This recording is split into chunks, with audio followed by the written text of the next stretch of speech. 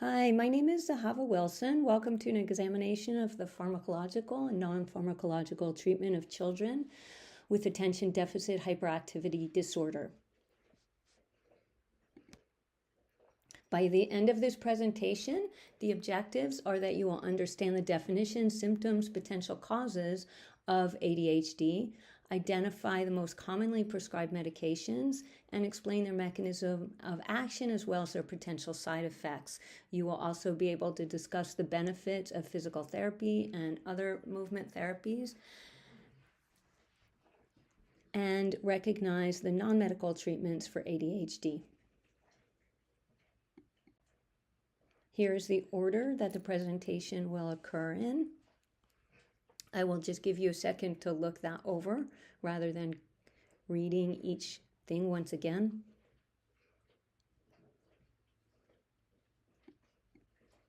So what is ADHD?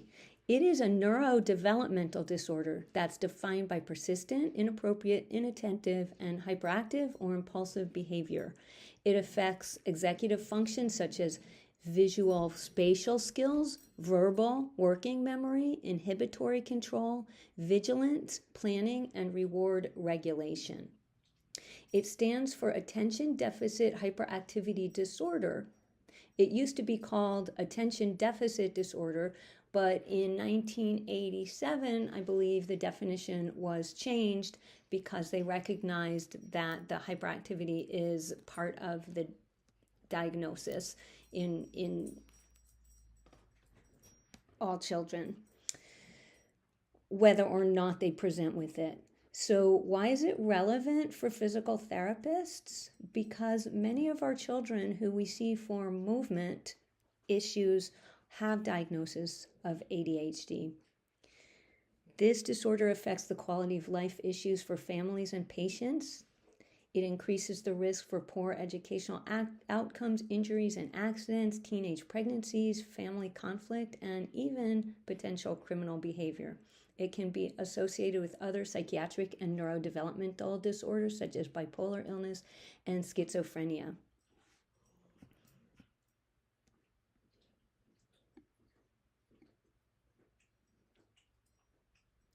ADHD has neurological deficits of dysregulation in the catecholaminergic neurotransmitter system, which controls serotonin, nicotine, glutamate, and neurite outgrowth systems. Neurite outgrowth system is a projection from the cell that can develop into an axon or dendrite. And it changes the brain structure. There are changes in the brain structure and function of the frontal subcortical cerebellar pathways that control attention, response to reward, inhibitory control, and motor skill level. So there are two subtypes, hyperactivity and inattention. You can have both or just one. First, I'm going to go over the hyperactivity and impulsivity. It is the child who's often fidgeting, tapping their hands and feet, disrupting the class, maybe getting up from their seat a lot, always kind of moving, always on the go, may have trouble waiting his or her turn. And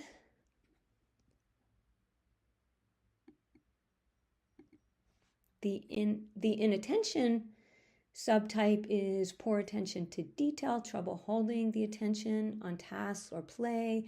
They often can't seem to listen when they're spoken to directly. They have trouble organizing their tasks, are often losing things, and are forgetful in daily activities.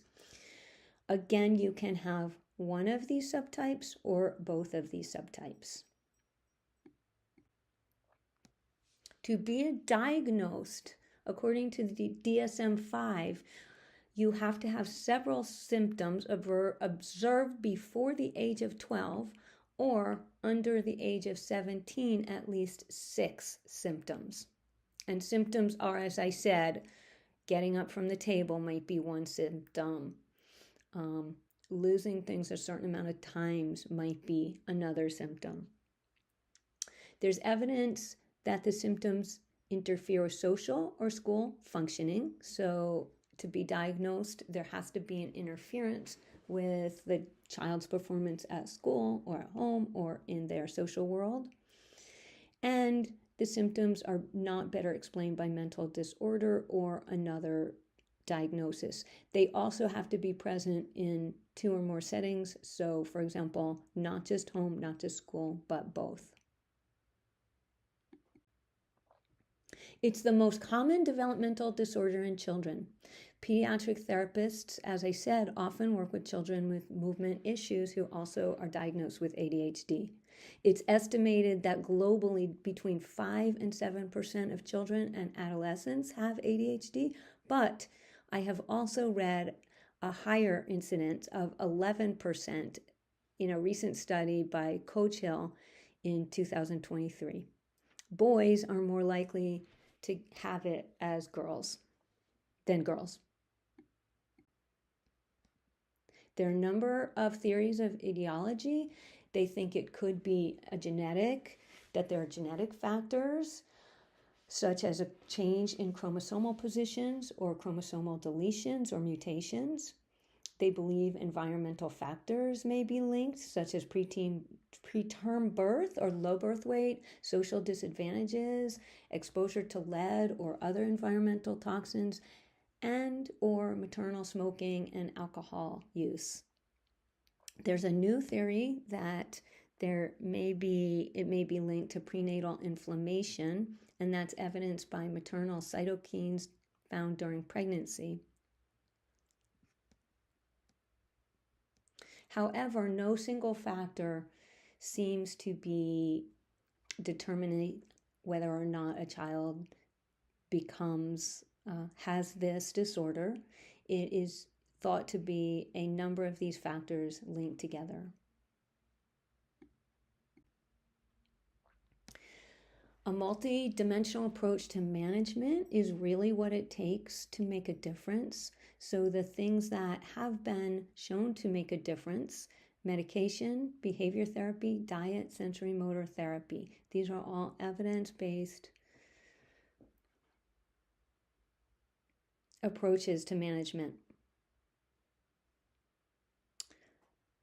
Parents are often hesitant to give the medications to their children due to the side effects, such as loss of appetite, delayed growth, behavioral changes. They're also sometimes hesitant because of the stigma from the child's peers or from other families, and because of the potential for abuse of these medications. The decisions of what to give and in what form are guided by the severity, the family situation, the time of day that the medications might be needed. And again, the best outcome is when all of these things are looked at together and there's a team approach.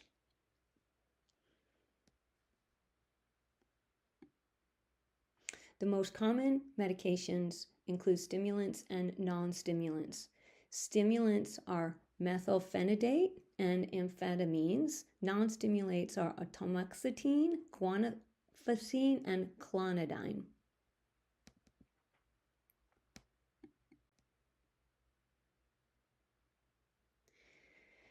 The non-stimulants may have a lower risk for abuse and dependence, may be less likely to cause insomnia and appetite suppression, can be a good option for individuals who do not respond well to stimulants, and however, they are not as effective as stimulants.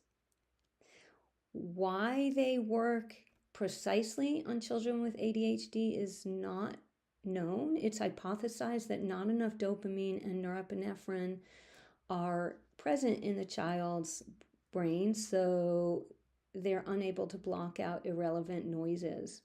So the effect of the adrenergic activity and the non-stimulants create that change less directly. So the non-stimulants do increase the norepinephrine and the dopamine, but not as directly. Atomoxetine is a selective norepinephrine reuptake inhibitor. The clonidine stimulates alpha-2 adrenoceptors in the brain stem by activating inhibitory neurons, and the guanfacine binds selectively to the alpha-2A adrenergic receptors in the brain, especially in the prefrontal cortex, which increases noradrenergic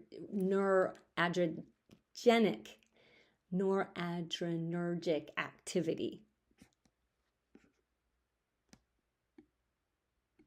So I will be looking specifically about the action of the stimulants. The most common is methylphenidate, and the other one is amphetamines.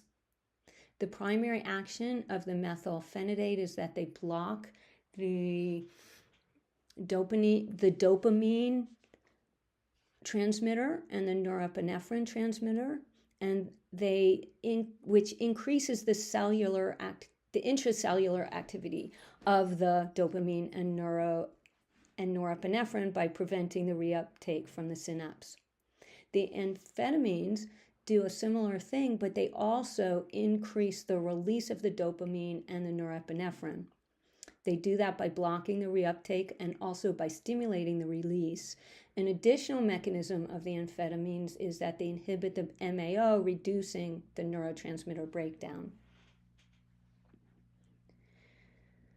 So similar action, but the amphetamines work a little quicker. And again, they may have more adverse effects. So many studies that we will see show effectiveness of the psychostimulants, but the long-term effect is not yet well established, and we will go over that with a number of studies.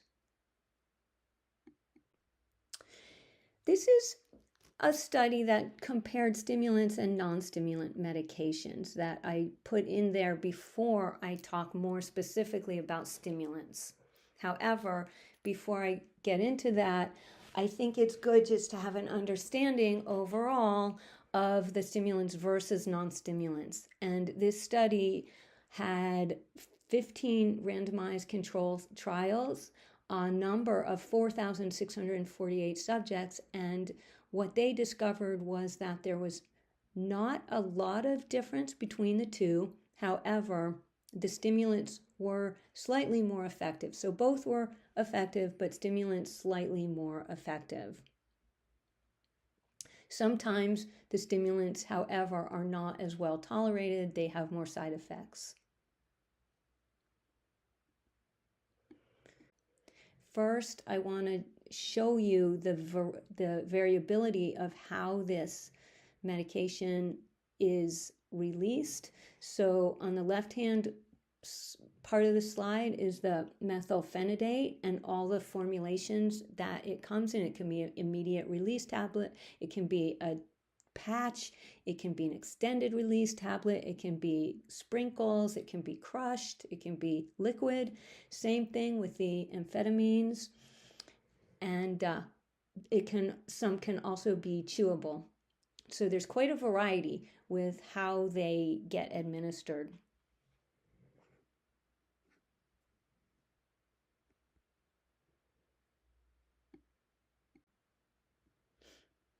So this study is a Cochrane systematic review, and it's an analysis of the MPH. They looked at children of an average of 9.7 years, and they did one parallel group study and one crossover trial study. So they looked at the parallel group trials and the crossover trials. The outcome was that on the ADHD rating scale, there was a 9.6 improvement, and that was beyond their minimally clinically significant difference that was needed. So there was no increased risk of serious adverse events, but there were adverse events such as gastrointestinal problems, neurological issues, meaning getting more tired, cardiological issues, meaning increased heart rate, increased blood pressure, and appetite suppression. The conclusion of this study from parent-teacher reports and parent reports was a definite improvement in the symptoms and the quality of life. However, the limitations of this study is that many were considered high risk for bias.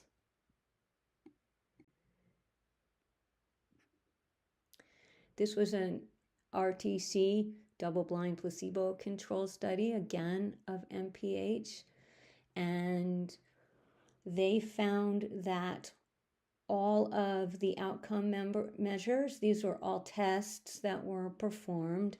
The ADHD rating scale is the first one, the Weiss Functional Impairment Rating Scale, and the Clinical Global Impressions Improvement Test, all had significant improvement. However, the CGI only had a 0.3 improvement, but the other ones had a more marked improvement.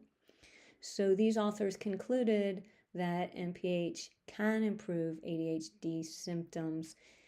Specifically, they looked at children in China who are non-Caucasian. So the limitation was that it was not a large sample size and it was a homogeneous population. This study, conducted in 2017, was a 12-week meta-analysis of MPH. They had 319 subjects, 7 studies. They looked at 3 outcome measures, and the results were that inattention and hyperactivity, impulsivity both improved, and same thing both for the teacher ratings and the parent ratings. Their conclusion, again, was that MPH is effective for ADHD when it is administered up to 12 weeks. The limitations that there were only 7 studies, and this study included uncontrolled studies because they had trouble getting more studies.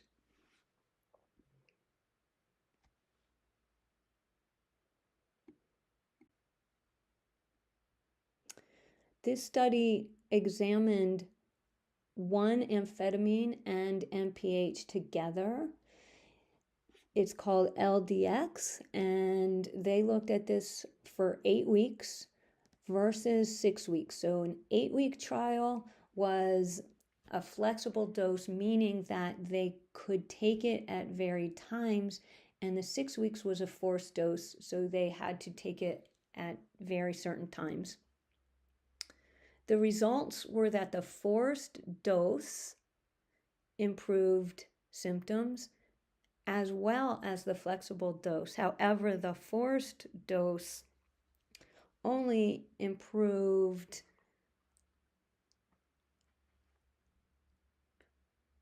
only the forced dose improved the symptoms. So when it was taken a regular basis. And there were some non-significant adverse effects, again, gastrointestinal and some cardiac effects such as increased heart rate and increased pulse. The limitation of this study, it wasn't long enough, and they only did it on adolescents.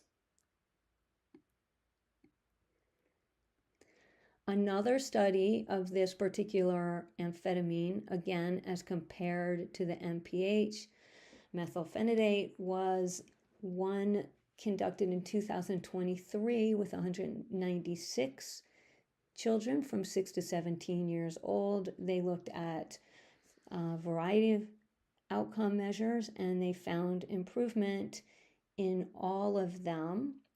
Both medications improved hyperactivity and inattentive type. And the limitations were that there was a small sample size and that other kinds of issues that sometimes accompany the diagnosis of ADHD were excluded. So things like schizophrenia, autism, bipolar illness.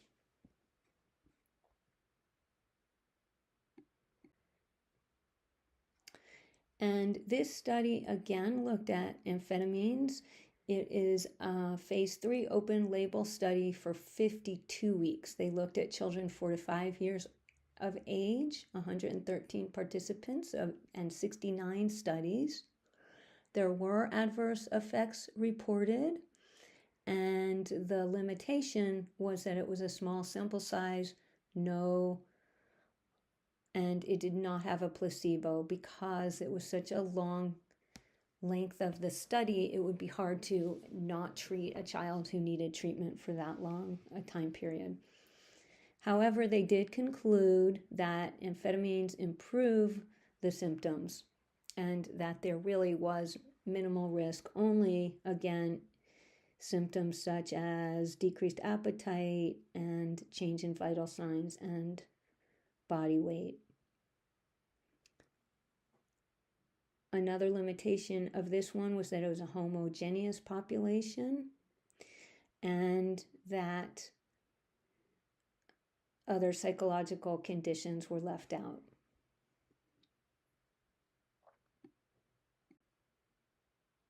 So, a summary of the benefits and adverse effects.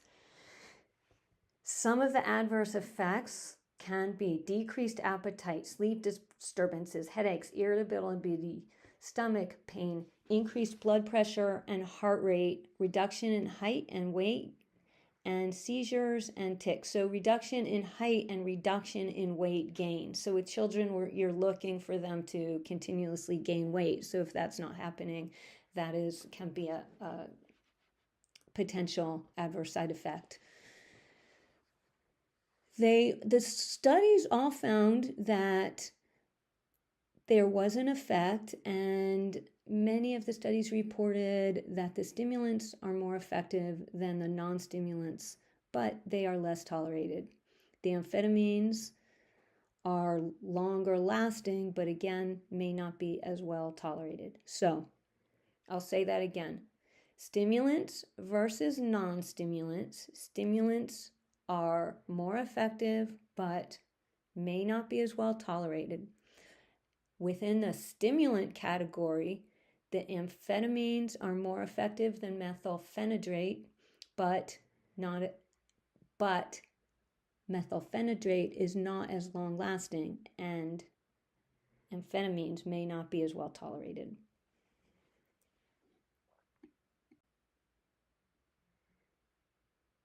So some issues with the research. There's still gaps in the knowledge base and some questions over the quality of evidence.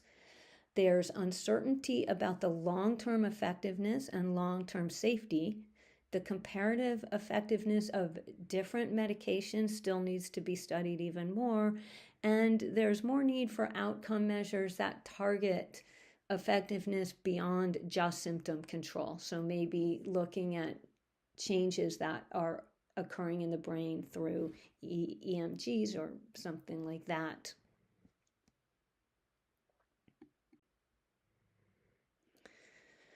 The problem, especially with the amphetamines, is there's a potential for abuse. With young children, that's not such an issue. It's more of a concern of adolescents, and especially when they're in school or college. I'm sure you've heard of issues with kids not only abusing them, but also selling them to other kids who are abusing them.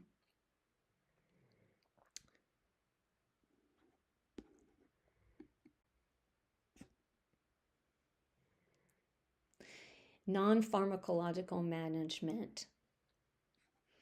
There are a number of non-pharmacological managements. One is behavior intervention, one is diet, and then one is physical therapy. I'm going to talk about studies that look at specific types of exercise and movement, and I'm also going to talk a little bit about some of the other types of training that fall within our purview, such as rhythm training, sound listening therapy, and other kinds of movement-based approaches.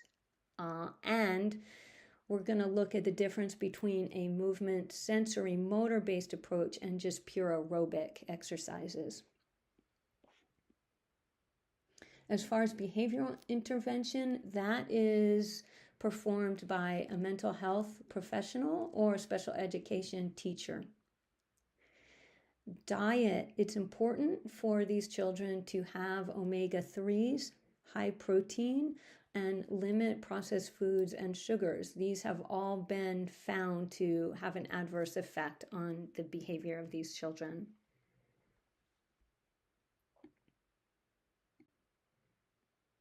So, some possible mechanisms for why aerobic exercise might help. It can affect the inhibition due to electrical settings of the nerves. It may positively change the plasticity of the brain through neurogenesis, neuroadaptation, or neuroprotective processes. It may increase the cerebral blood flow and increase dopamine and norepinephrine, which, as we've said, have been shown to make a difference. And it may increase the level of brain-derived neurotrophic factor, BDNF, which may facilitate the progression of attention, inhibition, learning, and emotions because of the release, because of the aiding of the release of dopamine.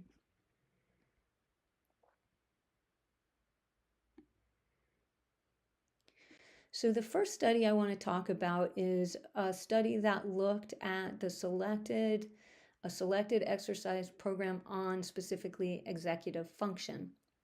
They had 40 male students from age 7 to 11 years old, randomly assigned in 2 groups, and they were 24 sessions of 90 minutes each. The outcome measures were the Stroop and the Go No Go tests. Those are tests that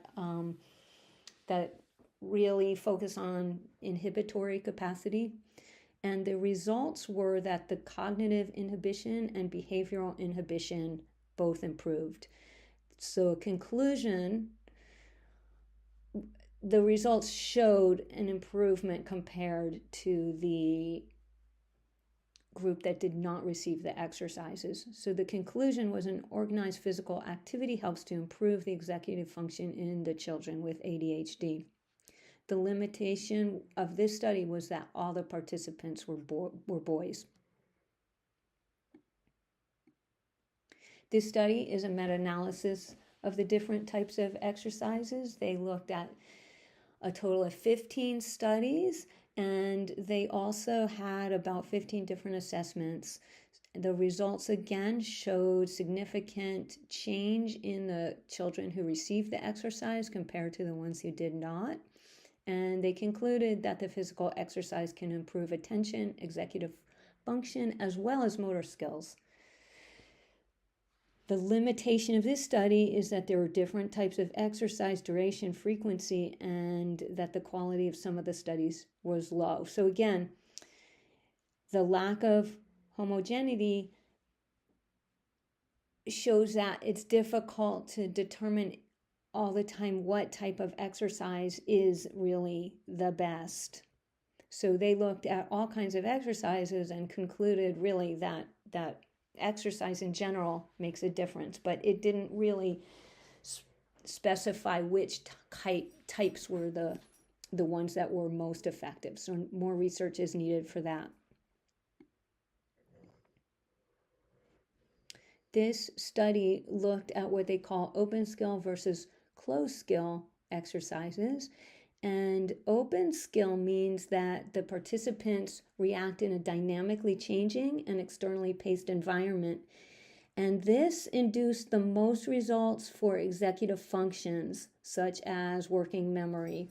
The closed skill activities, that was mostly aerobic exercises, so that's where you're just doing the same thing for a long time and you're working up your heart rate, and that seemed to be better at inhibiting attention, that in increasing attention and inhibiting impulsivity.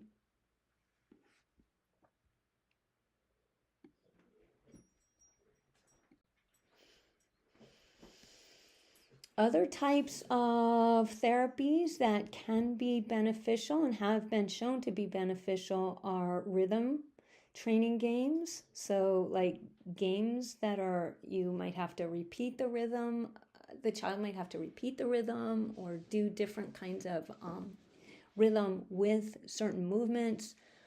drumming and tapping kinds of activities.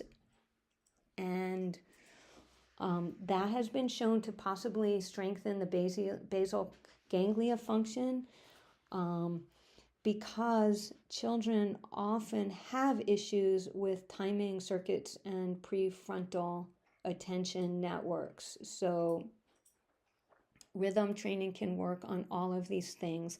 Some of the types of programs out there, one is called interactive metronome, one is called brain beat, one is the tomatis method.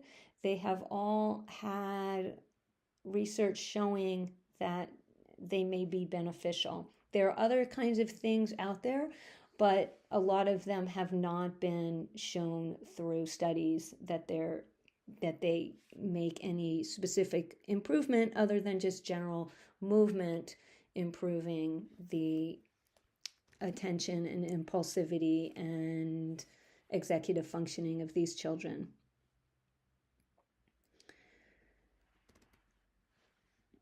You can also include things like balance activities with the sound and sensory activities like deep proprioception and vestibular activities. Combining all of these with movement kinds of activities can be very beneficial, but you also have to make sure that when you are performing these with the children that they're not escalating in their behavior, because sometimes certain sensory input can escalate a child, as we as pediatric therapists know very well. So in conclusion, ADHD is a neurological disorder. Multi-management is best. So having a teamwork approach. Drugs should be carefully considered due to the potential for abuse and side effects, but they can also be very helpful when administered appropriately. And stimulants are better than non-stimulants. However, some children can't tolerate the stimulants. Amphetamines are slightly better than methylphenidates, which this should say here. But amphetamines may make children jittery. Physical therapy can make a big difference through motor-based therapies and aerobic exercises.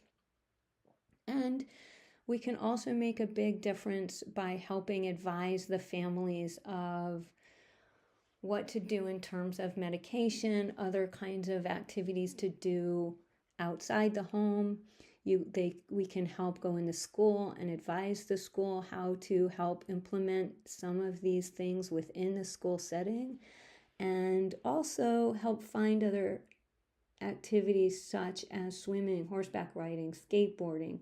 All of these have been shown to have potential for improving symptoms of ADHD. And again, rhythm activities and games, sound combined with movement, and sensory experiences combined with movement can make a big difference. So I hope you've learned something from this presentation. I very much enjoyed giving it, and I hope that you will, I hope it will add something to your toolkit. Thank you.